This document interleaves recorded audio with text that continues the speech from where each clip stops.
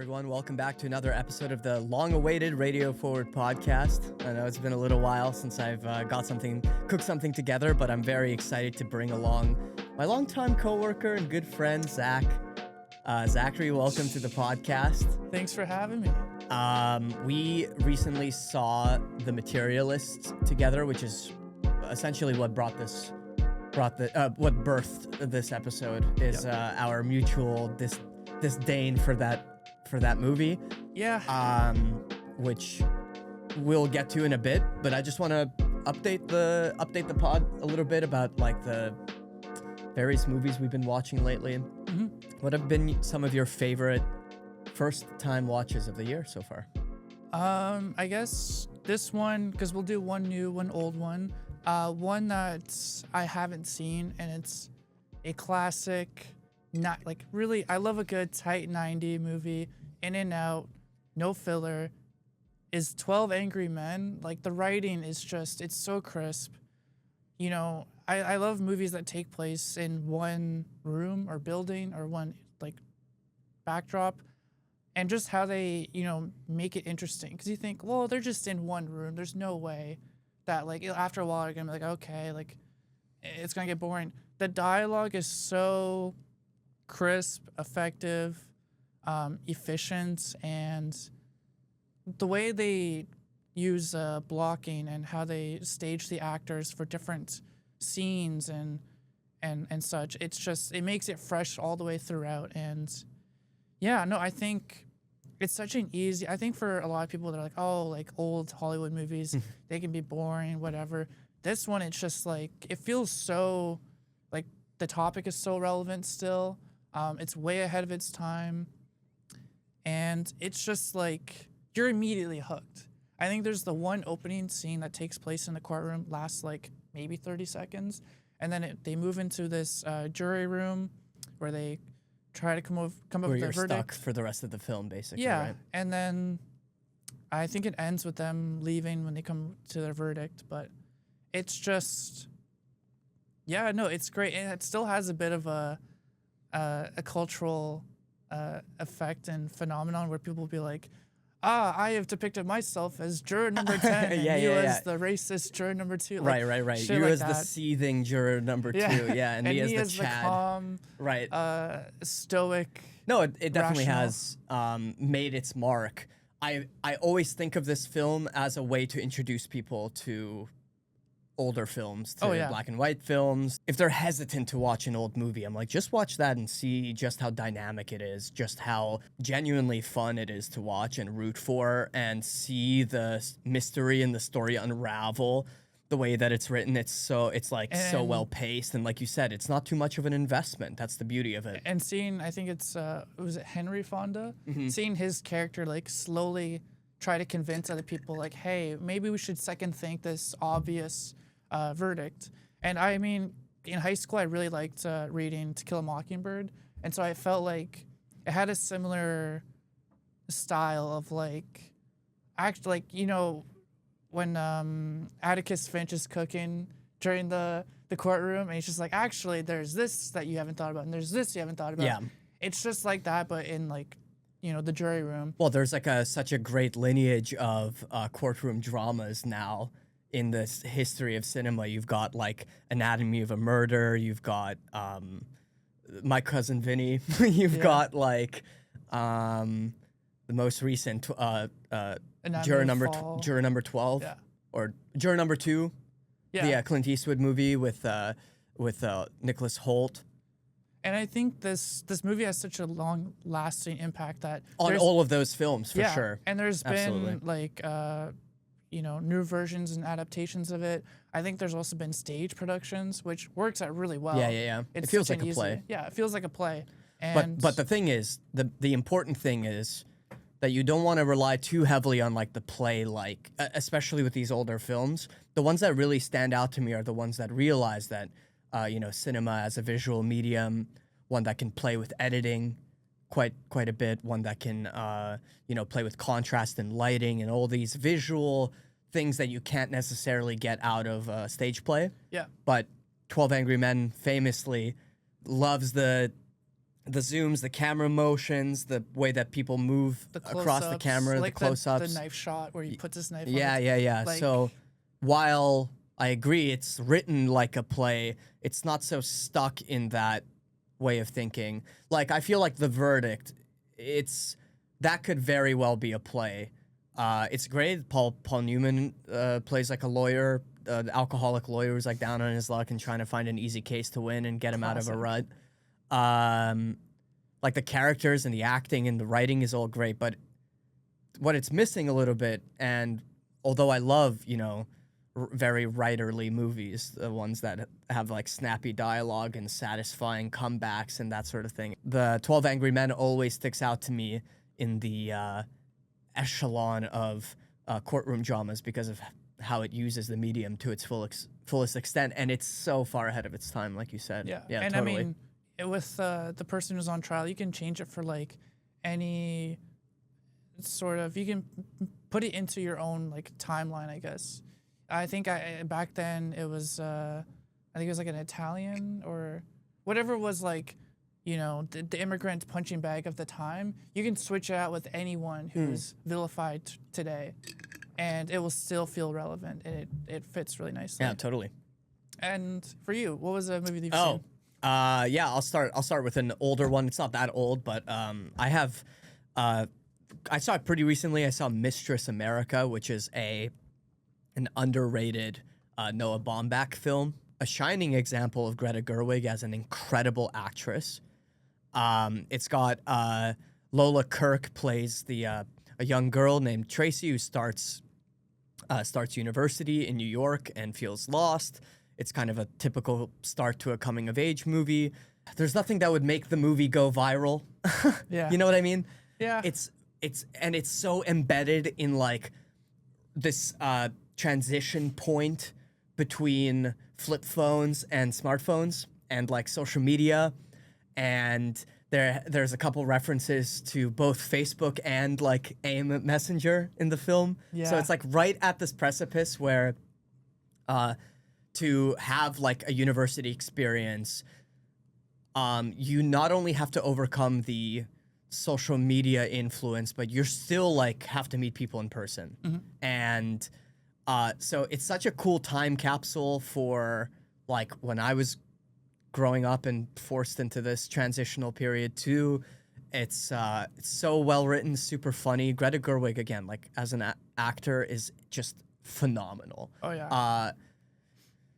So funny and like very endearing, and it's such a personal story. She plays like a very frantic and manic sort of character that you can't like get a grasp on because she's always changing her mind, and she's throwing this, low-key young girl Tracy into these like wild plans and stories that she has of starting a restaurant. And yeah, it's totally recommended if you're a fan of Noah Baumbach's writing or his films at all. Yeah, I can't believe how underrated it is. She really plays that like character archetype really well. As soon as I described it to you, mentioned Frances Ha. Yeah, I'm like, that feels really similar to Frances Ha, and then even in her own movies, like you can even say with like Lady Bird, like that character has a bit of a, frantic unhinged. Yeah, unhinged. Side. Yeah. Bit of a, never know what their next move will be sort of thing. And sometimes you root for them, sometimes you don't. It's just like, sometimes you hate the character being like, okay, can you just be normal for 5 seconds? Yeah, there's a bit of like earnest pretentiousness in Mistress America that I really like find endearing, because it's so self-aware about how annoying it is to be at a party and someone's like comes up to you and is like, I'm a writer, and I'm trying to get into this like writing society at whatever university she's at. Which is like a big turning point because, the main character that starts writing about Greta Gerwig's character, who is her soon-to-be stepsister, as her mom is getting remarried. So she's like starting to write about very real things because they're happening in real life. And what I love about the movie, which I hate about The Materialists, is that the characters are very dynamic. but there's also like flaws within all of these characters, you know? And something that is missing maybe from Past Lives too is that, well, we'll get to this in a sec, but like in Past Lives, it doesn't feel like anyone has flaws. Like these are like, they act in perfect, ethically, they act perfectly ethically at all times.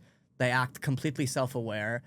They don't really have, there's no like there's a central coincidence, but that's not enough to make me care because it's like, well, just like life happens and coincidences happen, right? Yeah. And then in Materialists, everyone is so flawed and so insufferable and completely irredeemable and so narcissistic and completely non-self-aware about all of that it's so hard to relate to. Mistress America, great example of like a perfect blend of the two of those things. Yeah, I'll get into it because I read the New Yorker review for the Materialists, and they said something really interesting. We'll get into it, but basically that it's not a love triangle between Chris Evans' character and Pedro Pascal. Right. It's actually Pedro Pascal's love triangle. Mm. And that like he's the one who's really the main focus. Yeah.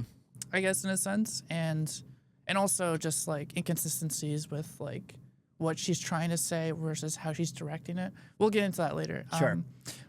For a movie that I've seen this year that's relatively recent, I think it's only just got onto streaming. It's been a bit of a back and forth trying to get there, but I really like the documentary soundtrack to Coup d'etat, which is, it's so ADHD prone. Where Really? It's just, the editing is so snappy. It's so quick. Some people compare it to like Oliver Stone's JFK, where it gets really? a little bit like conspiracy theorist, but also it's like, is it really conspiracy theorist? So what's the premise? I actually don't know about this film. So it's about the Congo. Yeah, Patrice Lumumba, how he got elected, the reforms he wanted to implement, and how the U.S. and the UN were like, we're not going to allow that because you have cobalt, you have very important minerals. It does feel like a YouTube video essay, but like on Crack. On crack, yeah.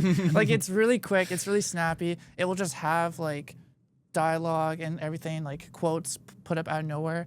It also does this really, I don't know if it's kind of cheesy or not, but they'll do, at first I'm like, is there an ad on my documentary? But actually, it's manually, like it's done on purpose, where like halfway through, it's just like, here's an iPhone ad.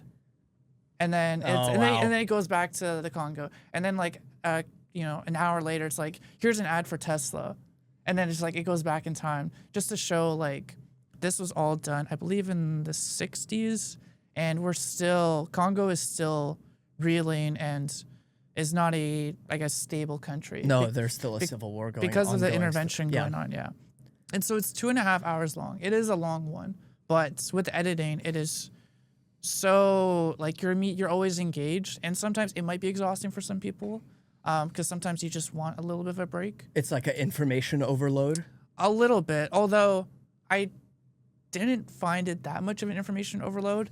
To people who reviewed it, I found that most of them were Americans who were like, this is so much information. What is going on? I'm like, I think that's just more of a... Personal.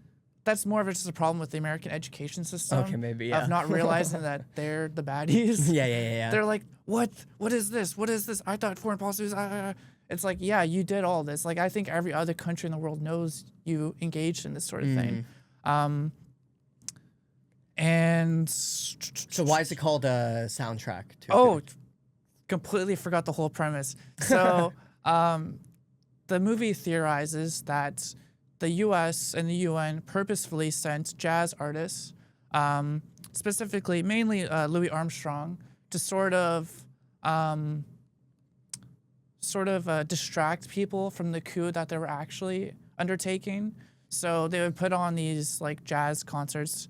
If I remember correctly, they would put on these jazz concerts with these artists that are world famous, but in the background they would have like CIA agents being like, okay, we're gonna kidnap Lumumba, we're gonna have this leader stage a coup, and that sort of thing. And so classic U.S. aid type interventionism policy with cultural exchanges happening, but with intelligence actually being at the forefront of it all. And they'll interplay, like the soundtrack, you'd expect is just amazing. It's got all of the jazz hits, Nice. and it flows so well. But there's so many characters in this. You have John Coltrane, Nina Simone, Malcolm X, Dizzy Gillespie, Nikita Khrushchev, Louis Armstrong, Patrice Lumumba, Dwight D. Eisenhower, Alan Dulles, Fidel Castro, and you look at all of like the UN speeches. You'll get all of this archived footage of people protesting, of speeches by the Soviet Union in protest being like, this is bullshit, this is U.S. imperialism, and then everyone's going like, what is going on? Like, it's something you just have to experience yourself, and I thought it was pretty informative. It's still, despite it being 2.5 hours long, it's a little bit baseline, I guess. There's still a lot more you can learn about the Congo and the imperialism that takes place. But yeah, I thought it was thoroughly entertaining. This reminds, the way you're describing it visually with all the editing reminds me of like an Adam Curtis documentary. I don't know if you've ever seen any of those. I don't think I have, no. Like hypernormalization, which, by the way, want to give a shout out to probably my favorite documentary of the year so far, which was Shifty, which is about Thatcherism and the UK. And so Adam Curtis is a BBC documentarian who does these very like JFK conspiratorial minded things, and he uses like archival footage that he like digs through. Him and his team will dig through hundreds of hours of BBC and like French and all of these like European documentarists who shot incredible footage over the years, depending on like what he's talking about, right? Like he has, you know, one of his documentaries is about the rise of psychoanalysis and the individual in psychology. Yeah. Another one is about how neoliberalism and the banks have taken over politics, and that's like Hypernormalization, his most famous film. He has a movie called, or it's a series, it's called Can't Get You Out of My Head, which is like intertwining stories about the 60s and 70s. And it's like the main through line is Mao's wife and her power grab in communist China. So it's a lot of like these, and then something interesting happened. That's his like most favorite line, right?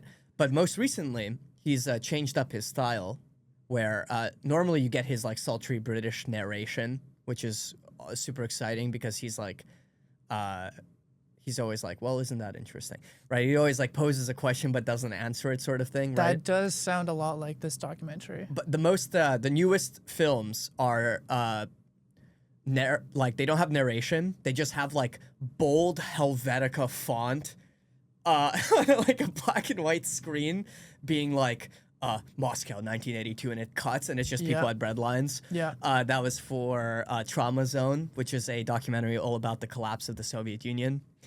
All of these are like visually very interesting, visual masterpieces. It's really cool because they are unearthing so much archival footage. Oh, yeah. But it's so much of just like editorialization and up to interpretation. Yeah. Because it's just like posing interesting questions. So not educational by any means, like very, very entertaining films. Yeah. Would you say that sounds similar to? Yeah, it's very much so. I think some people complain that it's just like, okay, but it's hard to follow along because it's like, it's sort of just saying like, this is what's happening, this is what's happening. And like, I think to any outsider who's not in the States being like, oh, well, we can sort of pin together what the narrative is displaying here. Sure. But I guess Americans were like, well, what's the problem in that? Like, I don't get like, oh, the CIA is bad. Like, oh, the CIA like did all this. Oh, like they didn't realize that they orchestrated, you know, the kidnap and murder of Lumumba, the propaganda that they used in the Congo. It's very punchy. It will just be like, boom, here's this. It's just like that. Yeah. Where sometimes it just shows you a visual, and you sort of have to piece it together. Yeah. Even if you have a general idea, you sort of just get like where it's going. But I guess if you have a shitty education system, it's a little bit too complex. But no, and it's just like the soundtrack it's haunting, it's beautiful. I think with Nina Simone, there's a song there that's like really tragic. I guess it's like post Lumumba assassination, and when there was the protests at the UN and how, you know, they kicked them all out, abused the protesters and such. And yeah, it just really hammered home. It's just like, yeah, this happened decades ago, but the country is still in shambles because of this. And I mean, this is just one example of like dozens of other countries that have similar stories. So I thought it was very interesting in that regard. Sweet. I'll just give a quick shout out to Sinners. Everything that has ever been said about that movie is smarter than what I will come up with here. So that's probably my favorite first watch of films that came out this year. Also, big Danny Boyle fan, so 28 Years Later was a real treat. I loved it. I will say that I said 28 years later, right? 28 days later is particularly amazing. I don't think anything will surpass it because of the like point in time that it takes place when the film industry was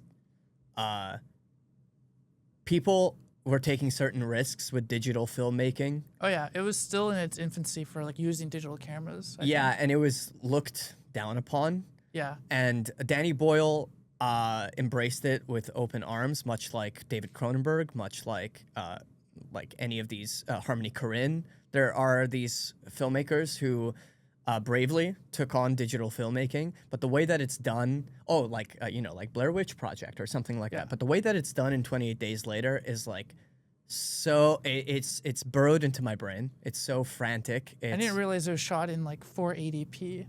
I'm like, oh, so that's why it looks kind of shitty. Yeah, and then there are film shots in there. Like there's like an aerial shot that's done on film. There's a scene where they literally drive. People were saying about 28 Years Later that it has like a lot of weird visual decisions and that it feels surrealist. Like, go back and watch 28 Days Later. Even though it feels gnarly and realistic and gritty, there's some genuinely beautiful like abstract shots where they drive through a painting. Like, come on. He's always done certain things like that. We were just talking about Steve Jobs when they're arguing in the hallway. Another Danny Boyle movie written by Aaron Sorkin, as you corrected me about. I totally get it. They're like discussing the presentation they're about to do in the hall, and you see like projection of the NASA satellite being launched and then the iPhone or different Apple technologies being launched. And he's always done very interesting visual tricks during his movie, but it's not enough to make a movie stick with me if it's just visually interesting. There has to be some like heart and soul into it. And 28 Days Later absolutely has so much soul. Cares a lot about it genuinely cares a lot about where Britain was headed and like about all of these characters. I mean, I always think of Brendan Gleeson's character as having so much heart in that film. Yeah. But 28 Years Later, I feel like because of the decision to split it up into 3 parts, I maybe felt like it was lacking a little bit in that heart, even though the visuals were like spectacular and so cool with the iPhone filmmaking that everyone's going to be talking about. Yeah. So. I mean, yeah, with 28 Days Later, like you get that fantastic needle drop in the grocery store. Yeah. Granddaddy. Yeah, of course. And just like the stylistic choices, like everyone talks about Cillian Murphy walking through the streets of London, through the busiest areas. Yeah. And it's insane that like while they're filming that, like there's cars that are hidden, like just traffic is blocked. And what I read was that there's really not that much, I guess the scene itself is not that like, him actually like acting it out did not take that long, but because they would have like 5, 6 cameras, they would basically just shoot it, have all these different angles, and they extended what was probably like 30 seconds of footage or like a minute or so into about 5 minutes. Because they would just be like, all right, now we're going to switch to this one. Now we're going to switch to this camera.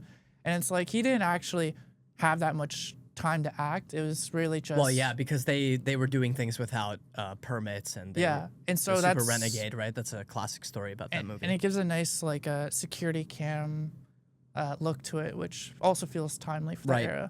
There's another thing that I like that they kept that tradition going with 28 Weeks Later, even though it doesn't involve Danny Boyle or Alex Garland. What's cool about 28 Weeks Later is that it's filmed through surveillance. Like half the film is shots through cameras, through gun scopes, through surveillance footage, through like aerial drones, like, but not, it's like diegetic. They're not like just flying a drone for the shot. It's an actual helicopter that's part of the story, and the scene is taking place. So it keeps up the experimentation with, you know, a perspective and what cameras even exist in our lives, which are like, you know, security cameras are just a, you know, natural now part of our landscape. I also realizes that. Yeah, I also forget if like, because I know London had its own terrorist attack at that time. I don't know if that was like before or after that took place. With 28 weeks later? Oh no, for 28 days later.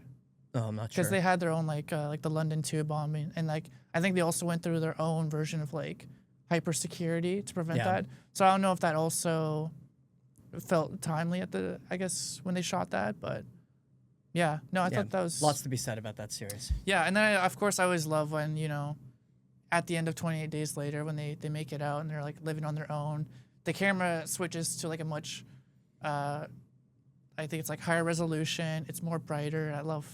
Yeah. It's a basic technique, but it's like no. It's executed very well. It makes it right? look like the ending looks just so good at the end. I guess.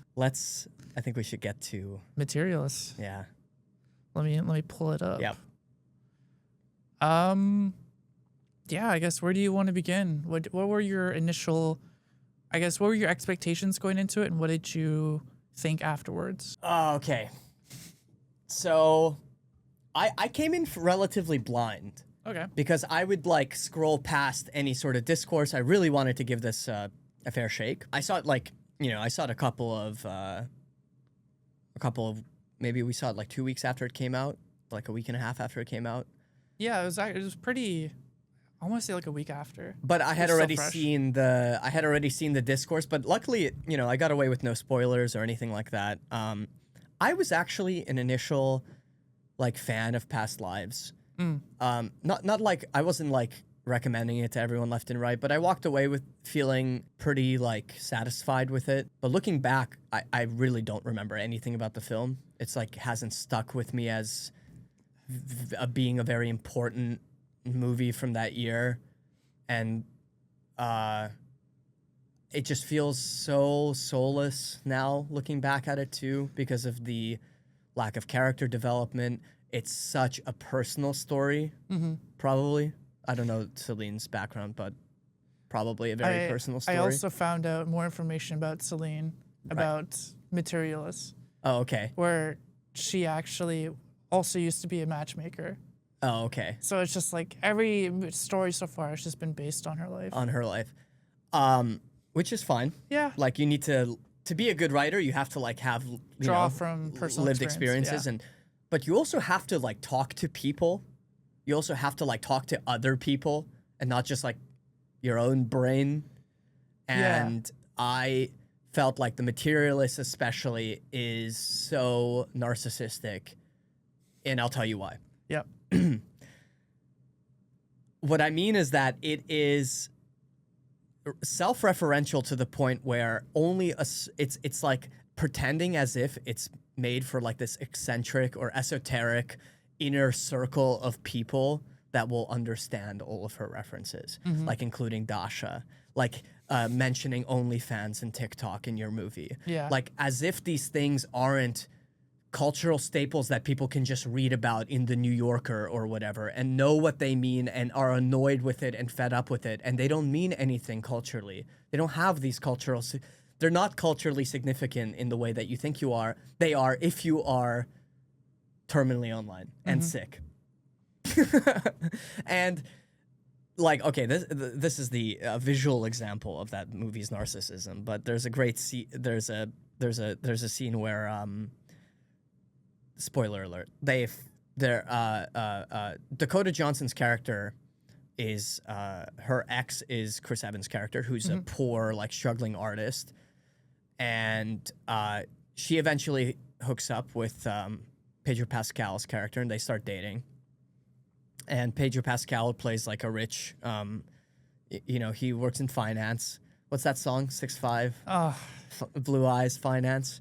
Like that, it's that song, and I'm sure also was playing in Celine Song's head. Now that I think about it, I feel like for sure. Yeah.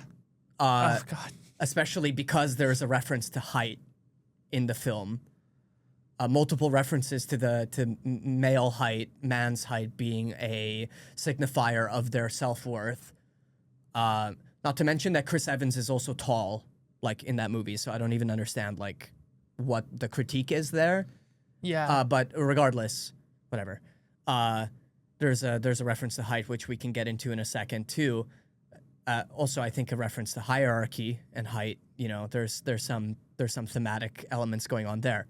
But to get to the point, at this scene, they're there like seeing Chris Evans put on a play, and you can see the play that he's in the background, and it says like directed by Celine Song. It's like she gave off a vibe that this movie is built on a foundation of cinematic and literary references, right? She posted on A24 about this is the syllabus for this film. These are the films that this movie is drawn on, right?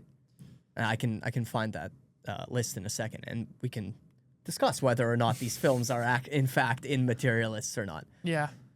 But to put yourself as the playwright in that scene very squarely, it's not like you have to look very hard to find it. I think was like such a I don't know how to say it. It's just it's obvious the perspective that she takes on herself as an artist or an auteur. You know what I mean? To put yourself front and center and not like reference one of the people that you supposedly are referencing culturally for the film. You know? Mm-hmm. Yeah, it's very narcissistic to me. It was sort of marketed as like, oh, this is like a return to the classic rom-com. Yeah. But I guess... Yeah, those trailers. Yeah, but also, I think people also said that with, was it Anyone But You? The Sydney Sweeney and...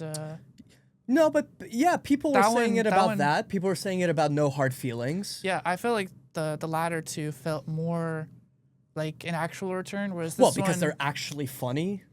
That's what I was getting this to. This is billed as a romantic comedy. It's not. There's some jokes splattered around left and right. Even the montage sequences where she's talking with her clients. I think in her head I don't know if she meant for that to be like, oh, this is the humor part where we just make fun of people's wishes and fetishes and then it was just like, I don't know if they're trying to do like when Harry Met Sally where they have like the conversations in between. Like those conversations with the old couples were hilarious. Yeah. Because there's actual like, there's something like real when they're like... Well, the big thing we were discussing before this is their chemistry, right? Yeah. Like there's just the natural chemistry in those points. Whereas it was just like, haha, we're going to make fun of people for having such bloated expectations. And this person's got a middle-aged cut bob and she wants like a 6'4" dude. It's like, okay. I thought like it felt like a very like cheap laugh, if anything. Yeah. Whereas when Harry Met Sally, when they had those like intermissions of the conversations, where I remember there's like one couple where like the wife would like constantly correct the husband, being like, it was actually this, it was actually that, or like the one couple who said like, oh, I met her at a funeral, and it's just like that. It's just a lot funnier. Like those get like it's like a 30-year-old movie and it still gets the same laughs. Yeah. Whereas there's nothing timeless here because it's like so obsessed with the current or whatever Celine Song thinks is like current. Yeah. Which and it's because she's like terminally online or something. You can tell she's a little bit terminally online because I thought it was I told you this afterwards where I feel like they're gonna just full on say like the Slavoj Žižek quote of what love is and how do you know when you're in love, I guess. Yeah. Because I'm like, oh well, she's definitely seen it. If this is how the rest of the movie's going. Yeah, I'll insert it here.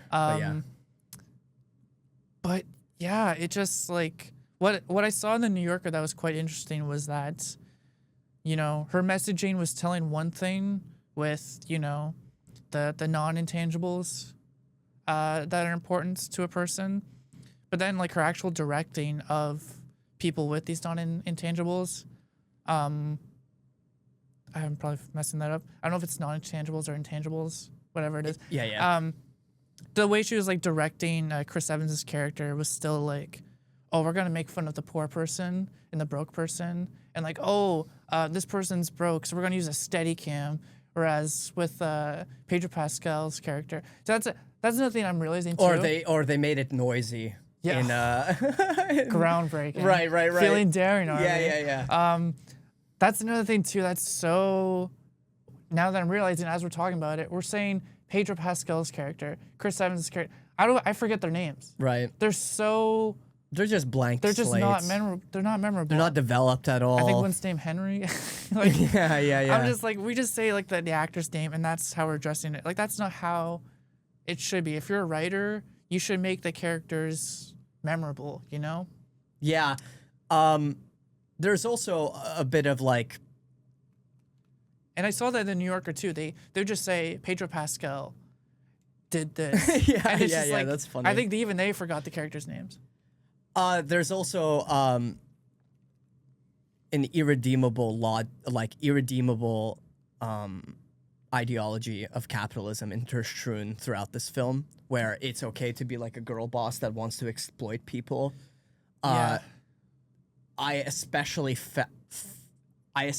was like really disgusted with the whole class tourism thing that like Titanic does, where she feels fulfilled and like self-redeemed when she goes on this road trip near the end of the film with Chris Evans' character. Mm-hmm.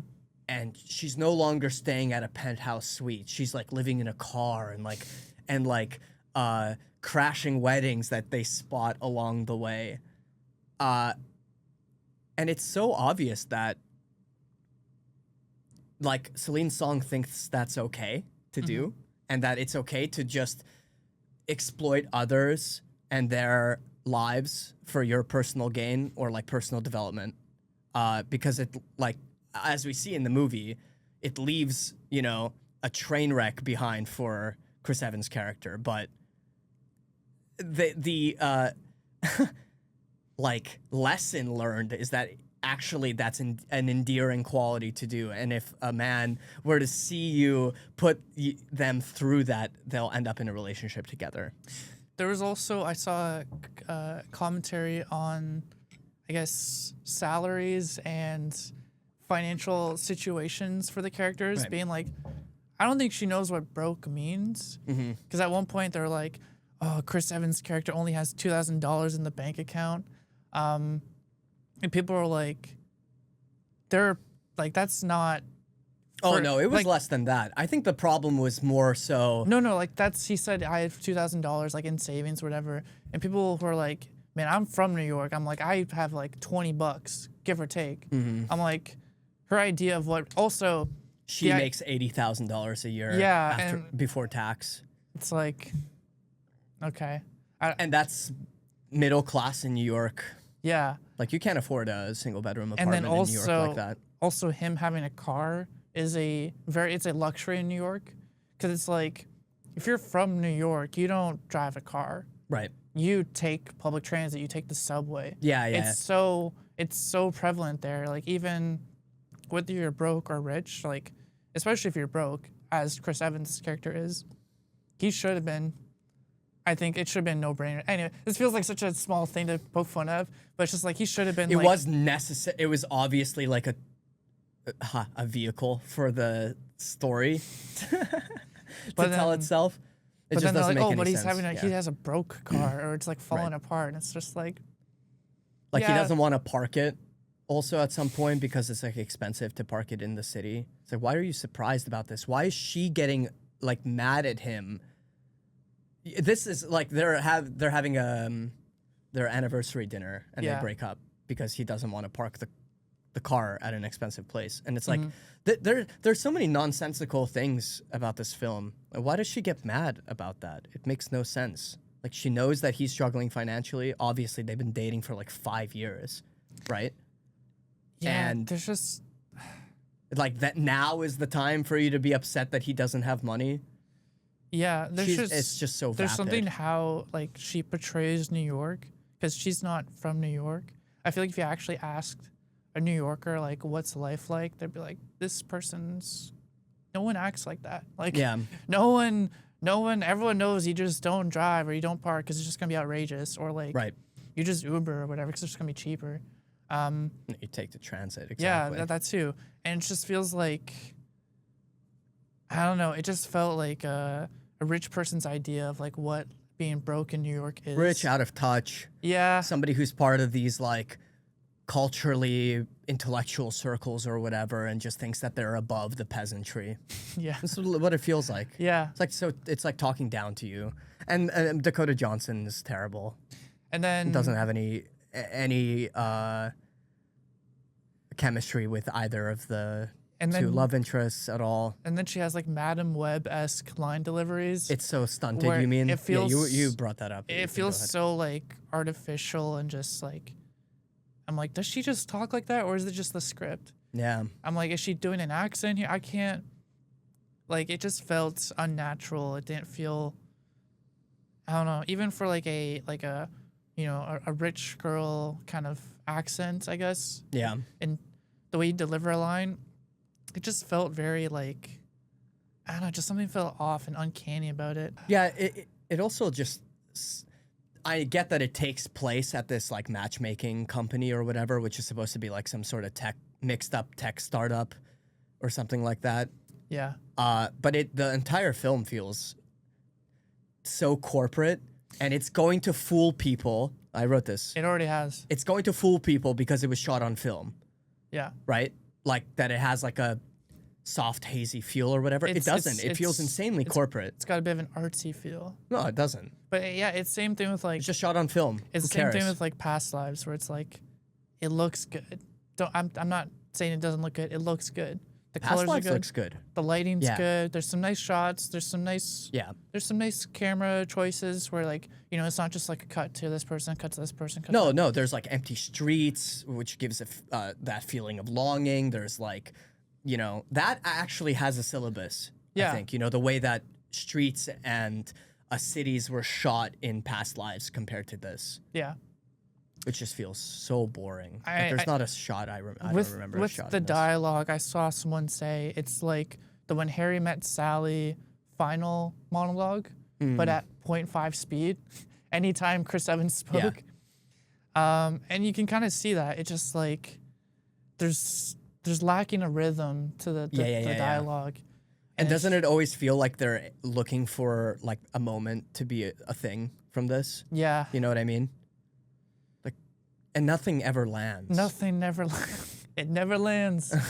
It's like Peter Pan. But yeah, the whole, like, it is fooling people too with, like, selling the corporate life, I guess. Because now you've got people online saying, oh, this is broke boy propaganda. Or, nah, she should live her best rich life. And it's just like, are we really trying to, I don't know, justify, like, private equity corporations like Pedro Pascal and being like, no, like they're the good guy. I'm like, right. They don't really dive into like what he's investing in, he's doing, he's doing, how he gets that money. No, but those people are very oftentimes hurting the fabric of society. Oh yeah, that's never addressed at all. Like I thought that could have been interesting to be in like maybe she gets turned off by Pedro Pascal because she sees what it is. But instead, we're only gonna look at like the best parts of that life, and you know, the places that she go for anniversary dinner, they just go every week or every night. She's not even turned off by him. She just feels empty. Right? Yeah. She just feels empty, which is understandable. What that life might entail might feel a bit empty or formulaic or whatever. But it is pure like class tourism. Yeah. That there's like hardship and difficulty in life, and that's what makes it good because that guy's poor. You know what I mean? Same reason I hate Titanic. It's just absurd. Damn. That movie's terrible. But no, it's just like with Past Lives. It's like I wanna like it, but it just feels like, you know, someone who's like, it's kind of like with I Like Movies, where he's like such a huge fan, and I can tell she's a huge cinephile. Oh, sure. She's probably, you know, has watched a lot of like East Asian classics of yearning, whether that's the Wong Kar-wai or a lot of Japanese movies deal with yearning a lot, and a lot of like quiet shots, no dialogue, and just seeing the actors in place and the emotion on their face. I think she tries to like emulate that in her work. I just don't know if it's like really landing the way she thinks it is. And funny enough, in I Like Movies, the main character is very problematic, doesn't treat the women in his life very well. Yeah. But has like these redeeming qualities of passion and, passion which turns into a belief, turns into narcissism, but it's something that's like dealt with very upfront. Like people in that film tell the main character that his behavior is unacceptable. Yeah. No, that doesn't happen at all here. In fact, the behavior is completely rewarded at the end of the movie. And it's like the same type of behavior, Yeah. It's just like you can watch all the movies and have all of the this is an homage to, this is inspired by. Which, by the way, Harry Met Sally is not in the syllabus. Nope. Despite it being... what are you pretending? Despite being like the most quintessential rom-com set in New York. Oh, but that would mean that it's too obvious for her esoteric Sense and Sensibility and Yi. Oh my god, of course. Yeah, Yi. The family drama that has like 18 interlocking and moving parts is in the Materialists somehow. Yeah. That's absurd. Like all of those characters are fleshed out and you get to... No, it's absurd. Yeah. But movies about similar jobs as matchmakers. Moneyball, Hail Caesar, and Jerry Maguire. Like that's just a punchline. These movies aren't in your film. You're just trying to be funny. Right? Yeah. That a sports agent is like a matchmaker, which whatever, sure, okay. Sure. It's the same type of like that I gave any of the jokes in the film. Oh, when you trade someone, it's just a business. You gotta treat it like a business. Yeah. And that you should treat your culture. What is your you should treat dating as a business. Yeah. In the dating market. Your capital in the dating market. And all of that is excused. It's like the only thing you could argue is that, oh no, all of that stuff isn't right because she ends up with the poor artist at the end. But he's like, I'm gonna get a second job for you. That's the redeeming quality. Yeah. Is that he's willing to like work even harder and make more money for her. That's what he says at the end. What's funny is that I'm just like, man, Chris Evans, you can just leave. Like, you deserve so much better. Chris Evans is like a great actor. I wish he would do more stuff like this. I think he is like starting to, especially like post Marvel. Yeah, he's pretty much done with Captain America. He's really got to pursue this. I mean, stuff. now he's in like a Ethan Coen movie coming up. I think he's starting to. Yeah, right. Experiment more with the directors and projects that he works on, which I'm looking forward to see. I'm very happy about. I mean, we saw a glimpse of it in Knives Out, where he plays a really great like maniacal character, and I think it's just like I want to see more of that, and sort of separate himself. Yeah, it looked like we lost him for a bit, and I'm like, he's back. We're so back. He also like looks the same. It's crazy. Yeah, he really hasn't aged. Adrenochrome is my gosh. wild. No, I'm kidding. But no, I'm like, why is he with her? Why does she want her? Right. And why does he want her, right? Yeah, like, he feels like he's just, I'm like, what's his reason for being with her? Yeah, we don't really get he's just like, I can't help argument. Exactly. And it's like, man, she is like mean. Yeah. I'm like, if it was like any other quality of like, imagine if it didn't deal with money, instead she was just like racist, or she was just like, I can't be with you because you're Mexican. It's like, and then she's like, you know what? Maybe I'll like Mexicans. It's like you just change that like character to poor trait, people, right? Or you do some other quirk that she doesn't like that she eventually warms up to. It's just like, no, like she's just genuinely just a terrible person. Yeah. And I'm like, why would you? That is just. And he changes. Yeah. For her, and that is like okay for the film. Oh my gosh. Ideologically. Yeah. That, well, actually, it should be that the slightly too short, too fat, too bald, and too broke guy needs to get like a hair transplant and or whatever, the leg lengthening surgery. Yeah. To increase his capital in the dating market, right? And that's okay. He needs to find a second job to be with her. And then now she... it's crazy. And then she, gets a promotion at the end, so now she's making even more money? Yeah. Well, why don't you pull your weight then? It just seems like... They don't even bother, by the way, getting into the whole, like, women might be the bread maker, or the breadwinner, rather. Yeah. You know? They don't even bother, but that's kind of where also a slight implication that's happening in the film, that, you know, she's going to make more money than him. But then she, like, doesn't know about whether to take the promotion or not. She's like, oh, I'm done with this matchmaking stuff because of something bad that happens in the film. And then she's like, just hear the offer. We're going to offer you, like, quadruple. And she's like, okay, I'll think about it. It's just like the cure to all of your worries. It's just money. Just make more money. Make more money and increase your capital in the dating market. And this is before... It's just pure capitalist ideology, like, throughout the film, like, in every way. I still think the biggest grievance, and you slightly brought it up, is just how they dealt with that sexual assault B-plot, I guess. Yeah. Felt really... I'm like, Celine Song, have you not, like, interacted with anyone who's... Like a victim of a sexual assault? It's so, unfortunately, so prevalent that it's like everyone knows someone, right? Yeah. And it's just like, you didn't, like, run this by them, being like, hey, do you think this is how a victim would react or engage in this way? It felt really icky. I'm just like, I don't know if that plot line was really needed. I think it could have been dealt with a different way, where she learns her lesson.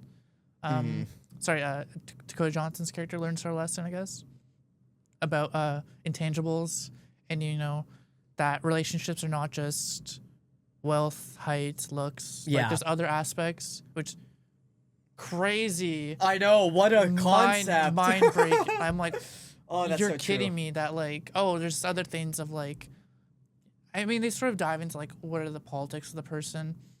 That was the only thing I was like, oh, like... Oh, yeah, the lesbian woman the lesbian who's like... conservative who only wanted dogs and was in, like, the East Village? Like, yeah.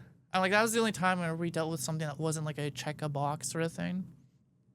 But it was just but it also, she joked... That was funny. She joked that it was, like, it has to be a closeted conservative.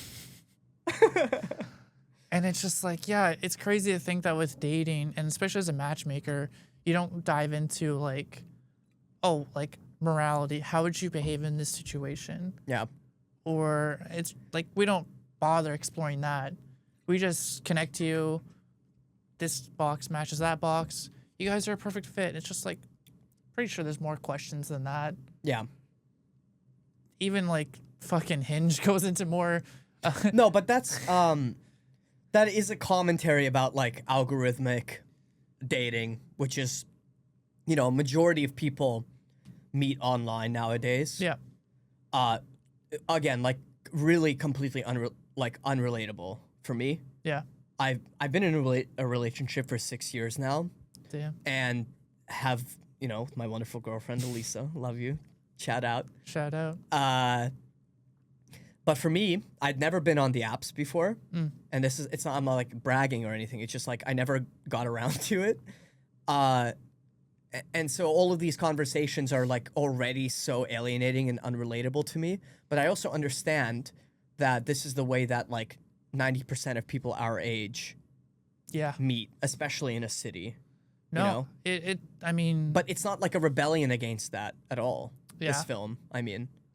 with someone who has used dating apps, and it's just like my friends have used it, and with, like, hearing from their experiences, like, it is hit or miss for people. People still meet, like, in person, of course. But even now, I think with, like, Hinge, the apps are trying to be, like, more, like, scientific with it. Yeah. Algorithmic, right? Where it's like with Tinder and stuff, like those early ones, it was very much so, like, here's your photos. Here's, 100 characters for a bio. Fill it with whatever you can. Yeah. Whereas with, like, Hinge, they're trying to make it seem like we're the app that's meant to be deleted, and we're gonna fill you with all this information.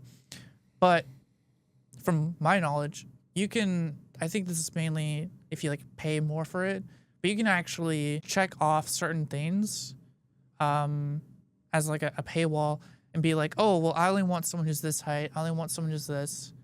Whereas if you have the free version, you have to go through everyone. So that still feels a little like, oh, you're still just like, you know, you're still looking for like this perfect ideal person. Yeah. Where it's like, you're probably not going to get success that way. Well, Tinder doesn't admit it, but they do all sorts of algorithmic things in the background. People have been trying to dissect how the algorithm works for so long. Right. Being like, it's probably racist. There's some like Reddit shit where it's just like, oh, the first 9 people that pop up, you have to swipe left on, and then after that, they show you like your actual potential matches. There's some like crazy, and I think they have to constantly change the algorithm because I guess people start figuring it out. Yeah. But it's just, I don't know. The movie somehow felt more behind than like Hinge, in terms of like how online dating and like modern dating is. And I even found that like even with those apps, it's just like sometimes it's just like an information overload now, where now you're providing way too much information to the point where you feel like you practically know that person already. Well, it gives you the sensation that you do. Yeah. Even though all the intangibles and stuff is what you actually need. You need to talk to people. And so I think I found success with my current girlfriend, Emma, where we barely talked. We didn't spend any time like going through learning everything about each other. We're just like, fuck it, let's just go on a date, whatever, and see how it goes. And then it was way better than spending like 2 weeks getting to know every single detail. And if they hit one red flag, that's over. It's like, no, I think having less information and having that like curiosity actually helps to build something stronger. Because it feels a little bit more like how it would be in real life, where you just develop that relationship and connection and learning about someone organically. Yeah. Instead of just saying like, well, you had this prompt, you had information about your trip to Costa Rica in this prompt. You have all of your information about your job in this voice memo. It's just like, I don't know, modern. It somehow felt like Celine Song was kind of like just way behind on what... Didn't understand the main problems that people actually have with modern dating. Yeah, right? I felt like... It's not like people want that to work. We're forced into this system now, right? No more we need more third places. Right. We need more spontaneous meetups. And also I feel like with social skills, I feel like people are too scared. Like they're becoming less and less, they're worried about how, approaching a woman might feel or going up to someone. You ask like any like old relative, they'll be like, oh, work relationships are so common. We used to have so many affairs back in the day. Like now people are just afraid. They just want what's on their phone recommended. Yeah. Or, they're afraid of their rejection in person. They'd rather face a rejection through an app. But no, and then, I mean, the concept of having a matchmaker service like eHarmony or Match.com, because that's basically what Adore, the matchmaker company, is. Like, that feels so, like, 2005, Yeah, but it's making the analogy, right? Yeah. It's it's referencing the algorithms, and it's just like Dakota Johnson's character is a replacement for the app, right?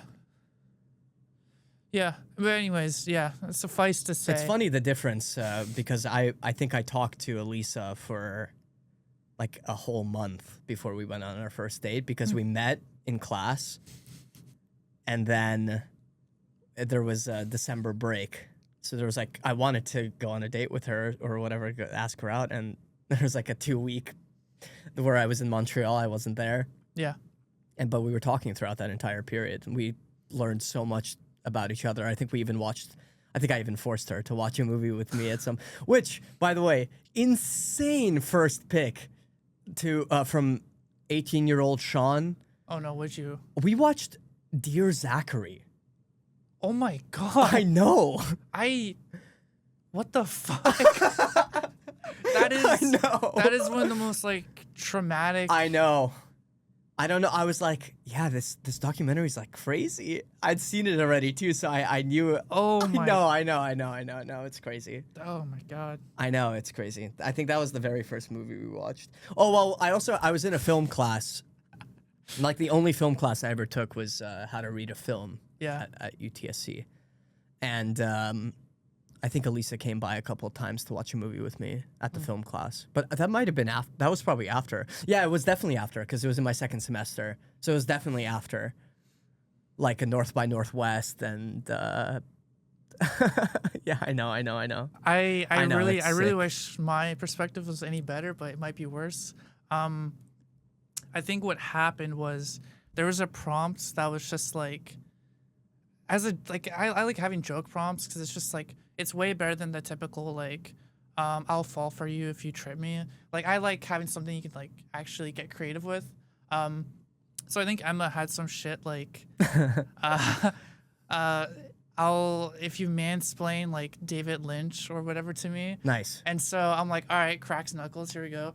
I'm like, did you know that for Eraserhead, it's about David Lynch's worries about being a father because he found out his daughter was going to have deformities and he thought he was going to be inadequate as a father and all that whole thing. Right. And then Classic move. But it worked. It worked. Yeah. She's just like, keep going. And I'm like, oh, fuck. I don't. I'm like looking up Wikipedia. I'm like, oh, no. I don't know any other information. And then I think it was just like, this person's weird. I'm weird. What the hell? Sure. We've learned... And 9 months later, it's still going. Nice. So we've learned to successfully separate the my film bro-isms and film bro side and the rest of our relationship. And it only took 6 years. Oh, man.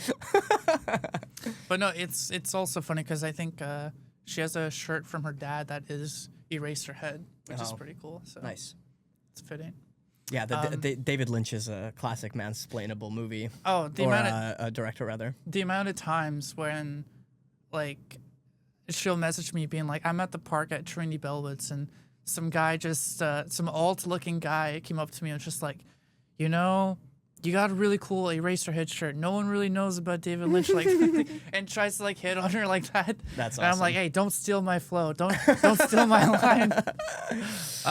Anyways, great. I like that we just strayed from Materialists because it really didn't feel good, right? You really just want to talk about the movie for 5 minutes, and then you're like, I'm kind of just don't want to talk about it anymore. Okay, it just feels forgettable. I wanted to wrap this up in a positive light, maybe a little bit, and talk about some movies where I think one of the biggest like crumbling factors for Materialists was the fact that there wasn't really a lot of chemistry between the actors. The delivery, like you said, the line delivery. I thought Pedro Pascal had probably like the best delivery. I thought Chris Evans was even better than Pedro Pascal. I think just the two male leads just the best we're just delivery. misogynistic pieces of shit. No, I didn't like Pedro Pascal's performance in that at all. I thought it was so like one note and you're boring, and he wasn't funny. There's like a couple of like gags or whatever for punchlines. It felt like Chris Evans was like trying the most on set. Yeah. I thought he was like, oh, this is the past life director. He's got acting chops. That's the thing. There's no like acting chops or anything like that in the rest of the film. But when he's like sad and devastated, I'm like, Chris, right? You don't deserve this. Or like panicking in his apartment, trying to get ready. When he gets angry, very funny, like visual gags. Oh yeah. No, the rest of it is, I don't know. I don't want to cut you off. You can if you liked Pedro Pascal's performance. No, I thought he definitely knows how to do like the suave rich guy. I mean, he's absurdly handsome. Oh yeah, absurdly charming. Like, you know, stealing the tag at the dinner table and flicking it. Yeah. And then just, you know, schmoozing, and like the way he's just so easily is charismatic. Yeah. Like, he pulls that off perfectly. Right. He is also in a lot of movies, so yeah. It's just like I feel like he's sort of running out of characters to do at this point. No, he needs to play characters. He's like playing himself a little bit. Yeah. There's not much built into that character in at all, which doesn't give him a lot of room to be like, oh, I'm gonna give a unique performance. At least Chris Evans, there's something.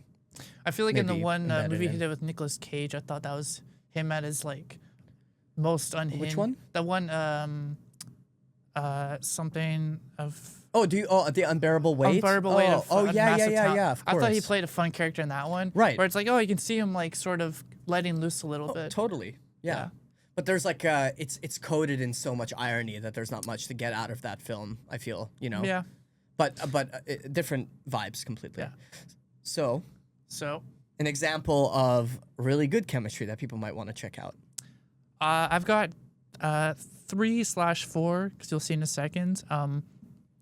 Obviously, we've mentioned it, When Harry Met Sally. Yeah, totally. The chemistry between Meg Ryan and Joe, I gotta look it up. Oh no, we're gonna wait. We'll do this again. It's not Billy. I'm blanking. Oh yeah, Billy Crystal. Billy Crystal. Wait, do it again. Do it again. The chemistry between Billy Crystal and Meg Ryan is just immediate. Like the gags, the comedic, like the diner scene, the museum, just it even has a bit of a, as I'm going to mention, like a before series when they're walking through the park and the conversations they have. And you genuinely feel like they are just close friends who are there for each other. And I think what helps in that film is how delayed the romance is. Yeah. You know, they're going through their own romances and meeting people that they don't relate to. And, but when they talk, you're like, how aren't you already together? Your conversations are so great. Yeah. Meg Ryan is like rolling her eyes at insufferable Billy Crystal's character, but at the same still time, wants to talk to him. She will play along with certain gags too. Yeah. When he's like, you have to talk like this. And then she's like, all right, I'll play along. Right. Like she will roll her eyes at some things, but then other times, you know, she'll do the accent or she'll do the karaoke in the store. Very realistic depiction of someone falling for someone. Exactly. And slowly picking up another person's mannerisms. Yeah. And realizing that, like, I can't go without this person, and I hate that. Like in the ending scene where she's like, you know what? Fuck you, man. Fuck you, Harry. Because I can't stand you, but I can't stand being without you. It's just, it's perfect. Yeah, it's perfect, yeah. Another, as I've mentioned, the Before series, Before Sunset, Sunrise, and Midnight. I mean, that's, for a series like that, you have to have good chemistry. Yep. And you can tell after the first one, like, Julie Delpy and Ethan Hawke, the conversation just flies by so quick.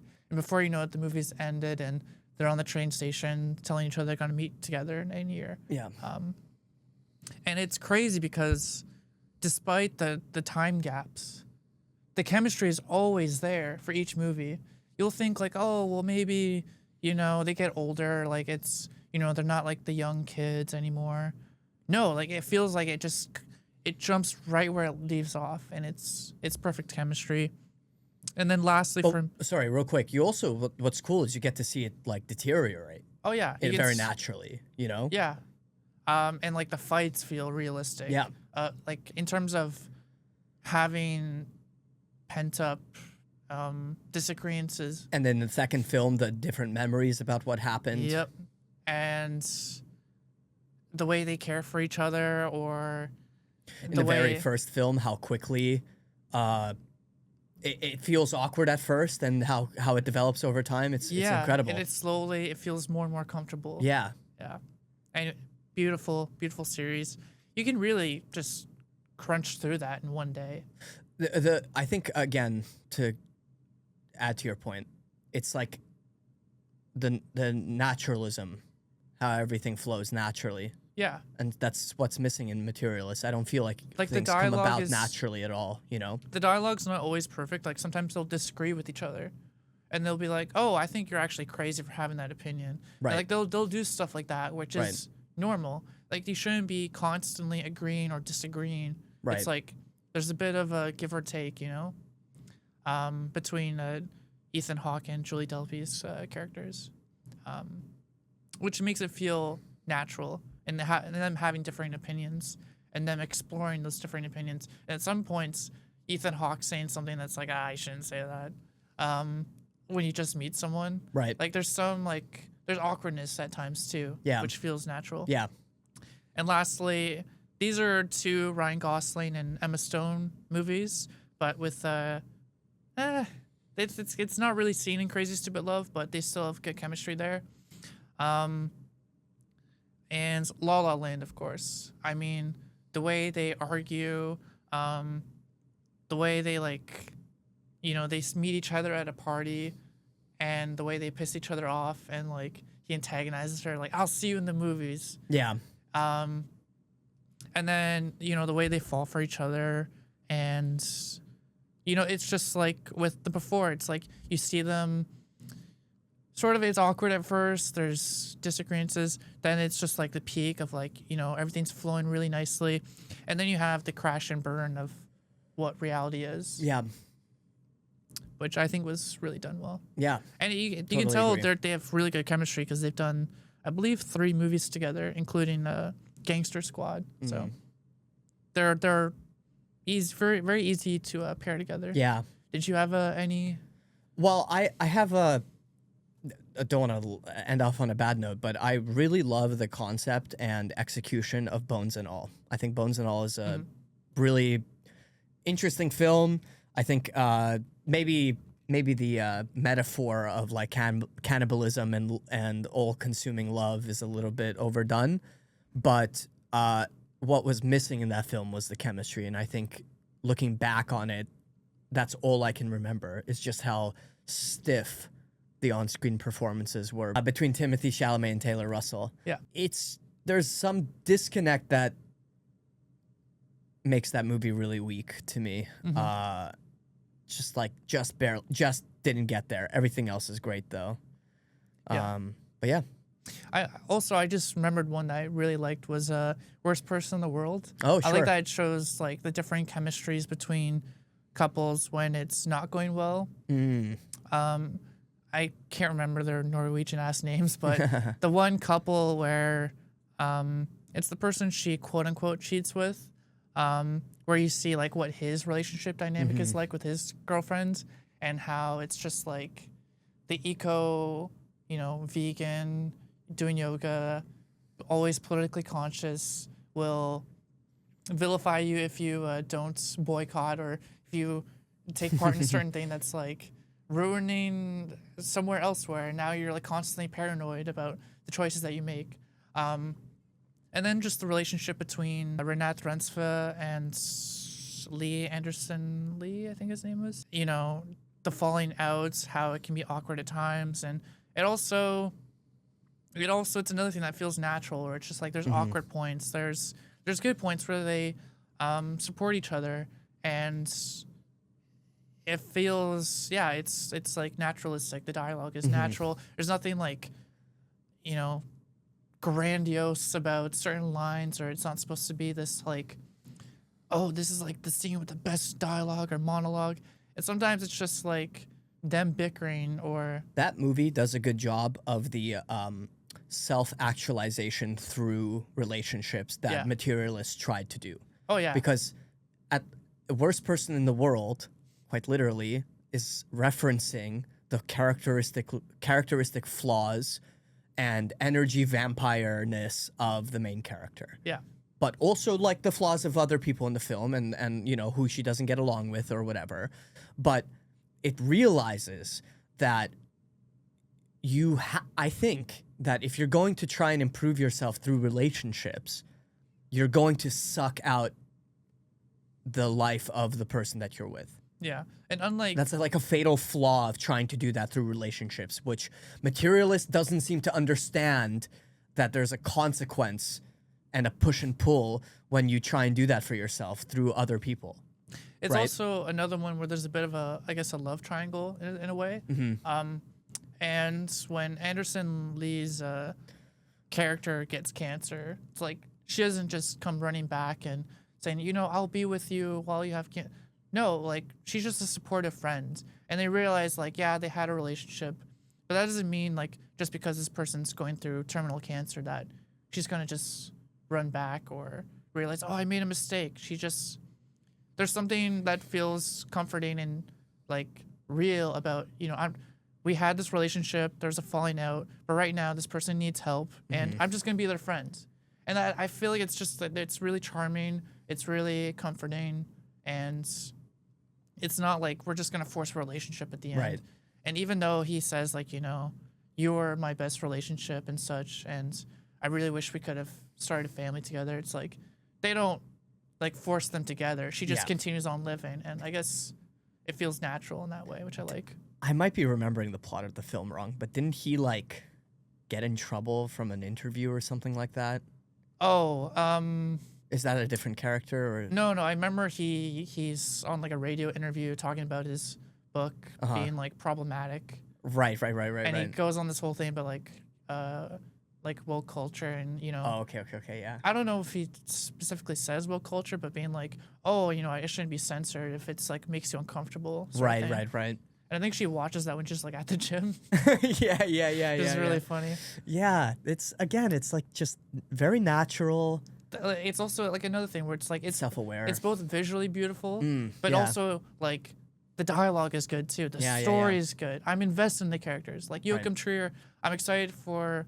I forget what the name. Oh my god, yeah. This is like Sentimental. Yeah, Sentimental Value. Yeah. I can't wait to see that because Same. Renat Rensva is also in that again. Nice. And yeah, I'm already a fan of his work. I want to check out his other stuff too. Have you seen anything else by him? Not yet, but I want to check out. I think it's Oslo. Oslo, like it's a date, like Oslo, August 19th or something like that. Yeah, I think this last great. one, his most recent one, is the last of his Oslo trilogy. Oh, okay, yeah. Which is pretty cool. Incredible, underrated, like supernatural film called Thelma, also by Joachim Trier. Oh. Totally recommend it. It is has one of the most incredible, like magical realism moments in all of cinema. That's in crazy. That film. What's funny is that there's also that like crazy trip scene, dude. In Worst Person in the World, where time stops and they have this whole day together, and then she just ends up back at her house as if nothing happened. Yeah, and if you're like worried about realistic depictions of drugs in cinema, who cares? Like that's not the point. The point is like. Oh wait, yeah, I forgot. There's also like when she takes shrooms. Yeah. I thought you were talking about like. I thought you were talking about the trip scene. I thought you were talking about the scene where like time stops and she runs through the streets and everyone's frozen. Right. I thought like. No. He's always playing around with magical realism, but Thelma, it's more explicitly supernatural. But there is a scene in there that is just, it's groundbreaking. Yeah. No, also, time kind of stops. Yeah, plays around with time. Yeah, he does like so talented. He does some pretty cool artsy. He has one I haven't seen called Reprise. Yeah. Which I really want to get to too. Yeah, But no, it's like it's cute and it's just like, you know, when time stops and they spend the day together, and it's like the whole thing of like when you find someone that you care for, it just feels like it's only you and that person in the world and nothing else. I gotta rewatch it, man. I really want to watch it again. It's so good. Sometimes it just. I saw it in theaters when it came out. Actually, I watched it like late at night, and I'm just like, I'm in shambles. Yeah. It's I'm excited for the new movie though. But yeah, I think that's all from the Materialists rant. I love that the second we stopped talking about Materialists, our moods lifted. I was like, oh my god, I can't wait to talk about Worst Person in the World. I can't wait to talk about movies that I like. Is Celine's song in your personal director's jail, or will you watch the next thing that she puts out? I'll give her one more movie. Same. I think she can direct. It's crazy that it's her second film. Yeah, I think she can direct. I want to see her do a movie that someone else writes. That she didn't write. Totally agree. And because then it's just like, okay, well then it's just her. 100%. Then I'm like, okay, you know what, Celine Song, I know you're Canadian, and usually I give Canadian directors benefit of the doubt, but I'm like, director's jail if this next one's not good. I'm sorry. One last question for you, okay? Yep. What's a movie that you're like most looking forward to seeing coming out soon? Wow, man. That's a toughie. I think for me it's got to be like PTA's new movie. Ooh, One Battle After Another. With Leonardo DiCaprio. Yeah. I mean, I'm looking forward to the F1 movie. Ooh. I know it's just going to be like an ad for F1, but it looks like it's shot really well, so I'm hyped for that. Let's see. 2025 coming soon. All right. Don't really care. The Smashing Machine. Can't say I'm excited for The Naked Gun. That looks awesome. Yeah. I love Liam Neeson's in that, right? Yeah. He plays Leslie Nielsen's character. Yeah, The Smashing Machine. Happy Gilmore 2. Tron Ares. I don't know if I'm excited for anything else for the rest of the year. Maybe I'll see once TIFF rolls around. Oh yeah. Honestly, right now I'm just excited for Dune Messiah and Batman Part 2. Hell yeah. Like those, I'm just excited for those. Yeah. I'm a big Denis Villeneuve fanboy. Love his shit. So I have one last shout. This got a lot of buzz at Cannes, but the new Kleber Philo movie called The Secret Agent is coming out soon, and it's got Wagner Moura, who's, he's in Elite Squad, which is like one of the best Brazilian films I've ever seen. It's like a great depiction as the police as like a fascist agency. It's also got like insane action sequences in that.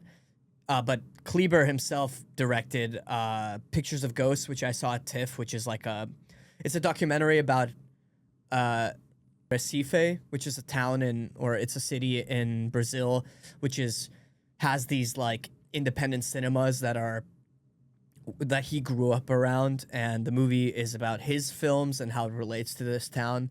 And then I finally got to check out one of his films called Bacurau, which is a weird Western that spirals into like Carolee Ferjot revenge action sequence for like an hour and a half, and it's fucking awesome. So that's awesome. I don't know anything about The Secret Agent. I'm just excited for like a new auteur that I'm really hyped about and want people to check out because Brazilian cinema is underappreciated. Also, just remembered, I'm actually excited. I don't know if I'll see it in theaters, but I'm curious to see how Fantastic Four, the new one, turns out. I liked the originals when I was a kid. Yeah. And I don't think I saw the 2016 one because it was just so panned, right? Universally panned. But I like the art style that they're going for, like the whole 60s. Retrofuturism sort of thing. Yeah. And I think I think it'd be fun. I think it could be fun. Yeah, sweet. All right, everybody, thanks for checking out the Radio FWD podcast. Yeah. See you very, very soon. See you.